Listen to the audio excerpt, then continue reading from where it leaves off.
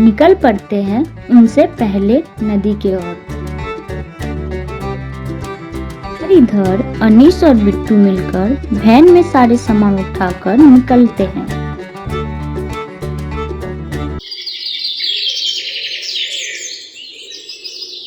बहुत साल आगे की बात है। बसंतपुर गांव में बिट्टू और उसकी बीबी मीठू रहती थी। वो दोनों अपनी जिंदगी अच्छे से काट रहे थे। एक दिन सुबह बिट्टू मिट्ठू को बोलता है, आज पता है मुझे बहुत अच्छा लग रहा है। फिर मिट्टू पूछती है बिट्टू को, क्यों, आज कुछ अलग है जो तुम्हें अच्छा लग रहा है या फिर तुम्हारे दिमाग में कुछ और ही चल रहा है? ना ना, तुम गलत समझ रही हो। मैं तो इसीलिए खुश हूँ क्योंकि तुम्हारे दोस्त के घर जो जाना है। ओह, मुझे लगा तुम कुछ नया बहाना बनाने वाले हो नहीं जाने के लिए। बिट्टू अपने आप में फुसफुसा कर बोलता है, तुम तो हर पल मुझे गलत ही समझती रहती हो। क्या बोला तुमने मुझे? नहीं, कुछ नहीं। मैं तो यही बोल रहा था, मैं आज बहुत ही खुश हूँ क्योंकि आज हम दोनों घूमने जो जा रहे हैं। तब सही है, तो चलो जल्दी से तैयार हो जाओ, देर हो रहा है, नहीं तो शाम हो जाएगा पारू के घर पहुँचते पहुँचते। हाँ, चलो। क्या क्या लेकर जाना है मुझे बोल दो, लेकर चलता हूँ। बस शरीर में तो ताकत नहीं है और इसे सब कुछ लेकर जाना है। तुम बस वो मिठाई ले लो और वे पोटली में ले लेता हूँ। हर समय चुड़ैल की तरह चिल्लाती रहती हो, कभी भी अच्छे से बात नहीं करना सीखी हो। शायद किसी ने इसे बचपन में शहद ही नहीं खिलाया है। मीठू तुरंत गुस्सा होकर बोलती है, क्या बोला तुमने मुझे? मुंह तोड़ दूंगी, फिर कभी भी नहीं खा पाओगे, तब मैं अकेले खाऊंगी, तुम देखते रहना। बिट्टू तुरंत डर के बोलता है, मुझे माफ कर दो, तुम तो बहुत अच्छी बीबी हो, तुम्हारी जैसी बीबी किसी को भी ना मिले, तुम तो दुनिया में इकलौती बीबी हो मेरा। ठीक है, अब जल्दी से मिठाई लो और चलो, दोबारा ऐसी गलती मत करना, नहीं तो मार डालूंगी। देखना, मिठाई की हंडी को ध्यान से उठाना, नहीं तो फिर गिर कर सारी मिठाई बर्बाद हो जाएगा, फिर और एक काम बढ़ जाएगा। हाँ, मैं ठीक से ले रहा हूँ, जैसी तुम्हारी आज्ञा। मैं कभी भी तुम्हारे बातों के खिलाफ गया हूँ क्या? दोनों की बातचीत खत्म होने के बाद फिर सारे सामान लेकर मिठू और बिट्टू पारू के घर के लिए रवाना होते हैं।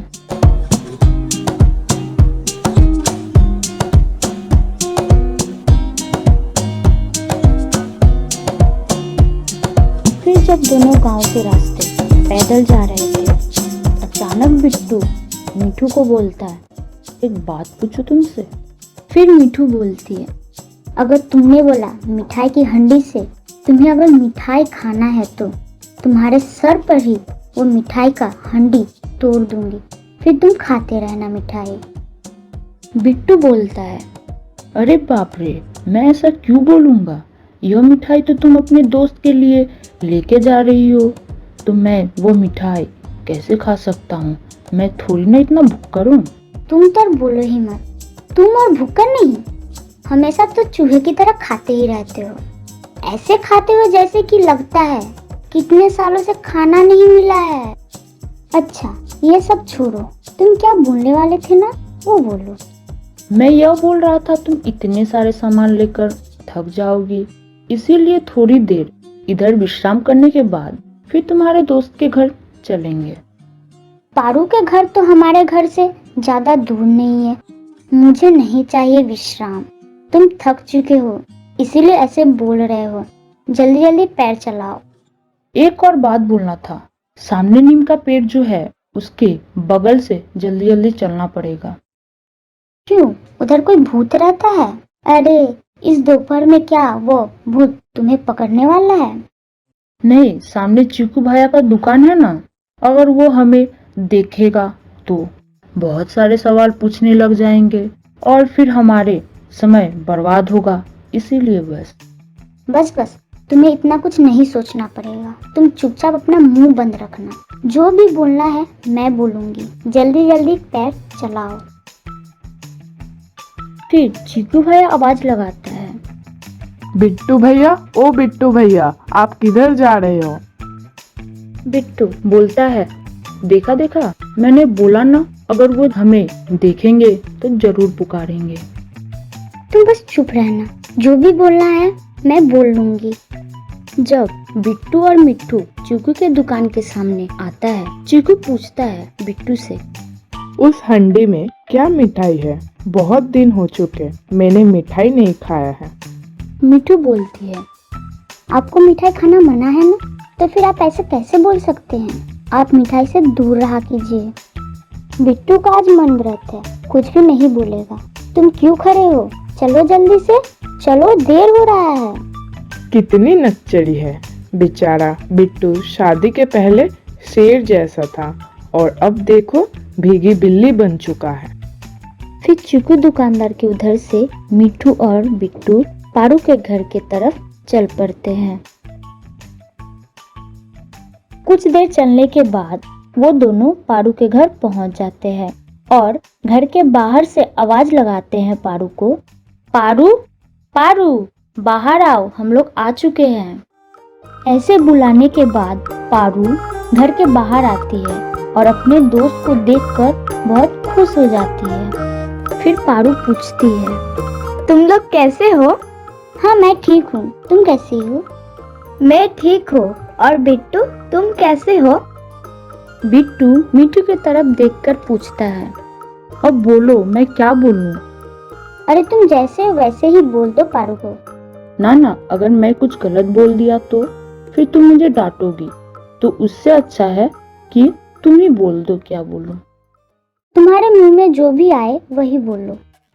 तो ठीक है, मैं कभी कभी घर का काम करते करते घर का सारा सामान तोड़ देता हूँ। फिर मिट्टू मुझ पर बहुत गुस्सा करती है। मिट्टू का दिमाग बहुत ही गर्म है ना, शायद इसलिए मुझे हर समय डांटती रहती है। तुरंत मिट्टू घबराकर बोलती है बिट्टू को, ये तुम क्या बोल रहे हो?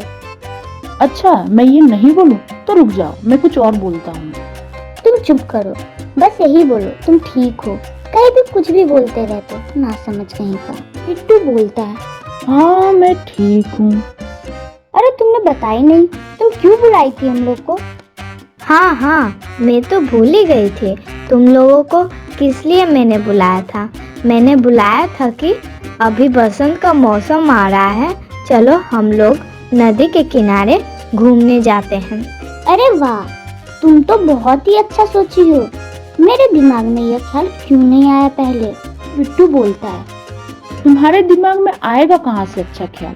तुम तो हमेशा मुझे कैसे डांटोगी वही सोचती रहती हो। तुम सब कुछ तैयार कर ली हो ना नदी के पास जाने के लिए? हाँ, मैंने सब कुछ तैयार कर लिया। मैंने अपने एक दोस्त को बोल दिया है, वो सब कुछ तैयार कर रख देगा। बहुत सारे सामान है ना, तो शायद एक वैन भी करना पड़े। पारू अपने दोस्त को बुलाकर मिट्टू और बिट्टू से परिचय करवाती है। हमारे लिए कोई काम है तो बोलो, और इस बेकार इंसान को भी एक काम दे दो ताकि कहीं बैठा ना रहे। क्यों तुम हमेशा बिट्टू को डांटती रहती हो? वो तो कितने अच्छे इंसान हैं। नहीं, तुम गलत समझ रही हो। तुम बिट्टू को एक काम दे दो। ठीक है, तुम इतना अगर बोलती हो तो मैं उनको एक हल्का सा काम दे रही हूँ। जब अनीश सारे सामान वैन में लेकर जाएगा तब आप भी उनके साथ ही जाना। बिट्टू बोलता है, हाँ ठीक है। मिट्टू और पारू यह बोलकर निकल पड़ते हैं उनसे पहले नदी की ओर। इधर अनीश और बिट्टू मिलकर वैन में सारे सामान उठाकर निकलते हैं। बिट्टू और अनीश वैन लेकर नदी के आसपास आ जाते हैं। फिर बिट्टू बोलता है, हम लोग तो बहुत ही जल्दी पहुंच चुके हैं। उन्होंने तो कहा था समय पे आने के लिए, क्यों ना हम दोनों थोड़ा इधर आराम कर लेते हैं, फिर चलेंगे। अनीस इस बात को मान जाता है, फिर बोलता है, ठीक है, तब आप इधर खाने का ध्यान रखिए और मैं उधर पानी भर कर लाता हूँ, ताकि हम लोगों को उधर पहुँचने के बाद पानी का कोई समस्या ना हो। बिट्टू बोलता है, ठीक है, तब आप जाइए, पानी भर कर लाइए और मैं इधर रुक कर खाने का ध्यान रखता हूँ। फिर उधर अनीस पानी भरने के लिए चल जाता है और बिट्टू रुककर खाने का ध्यान रखता है।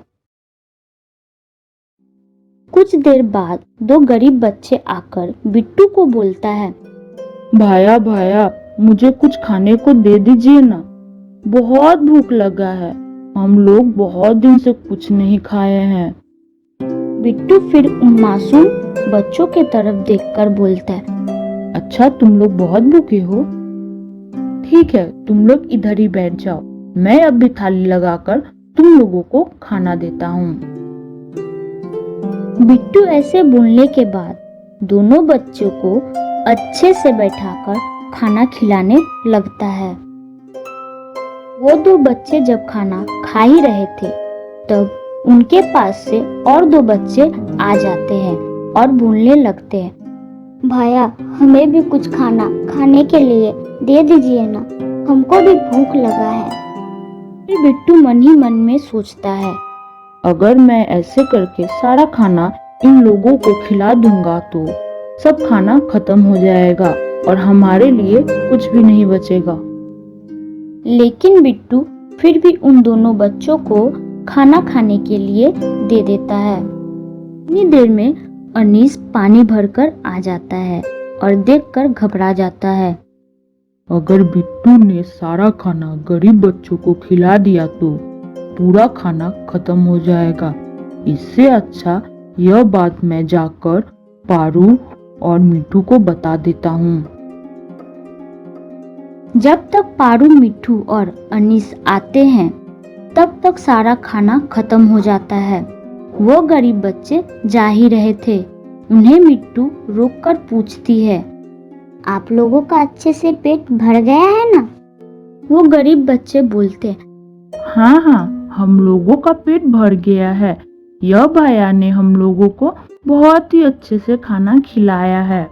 इसके लिए बहुत बहुत धन्यवाद आप लोगों को। तब बिट्टू बहुत डर जाता है और मन ही मन सोचने लगता है, आज तो मुझे यह मिठू जान से मार ही डालेगी। लेकिन यह क्या, इधर तो कुछ और ही हो रहा था। मिठू बोलती है, आज मैंने देख लिया बिट्टू, तुम्हारा दिल बहुत बड़ा है। तुम इन गरीब बच्चों को खाना खिलाकर बहुत ही अच्छा काम किया है। मैं तुमसे आज गुस्सा नहीं हूँ, बहुत ही खुश हूँ। बिट्टू यह सुनकर बहुत खुश हो जाता है, लेकिन फिर बोलता है, मैं तो सारा खाना इन बच्चों को खिला दिया हूँ, अब हम लोग क्या खाएंगे? लेकिन पारू बीच में बोलती है, कोई बात नहीं बिट्टू भैया, मैंने अनीश को बोला था अगर खाना कम पड़ जाए तो ज्यादा कर खाना बनाकर रखने के लिए, आप मत चिंता कीजिएगा। फिर अनीस बोलता है, हाँ हाँ, मैं ज्यादा करके खाना बनाया था, वह मैं अभी लेकर आता हूँ। फिर हम लोग एक साथ जाएंगे और नदी किनारे बैठकर खाएंगे और झूमेंगे। फिर वो चारों खाना लेकर नदी किनारे पहुंचकर खाना खाते हैं और जगह का आनंद लेते हैं।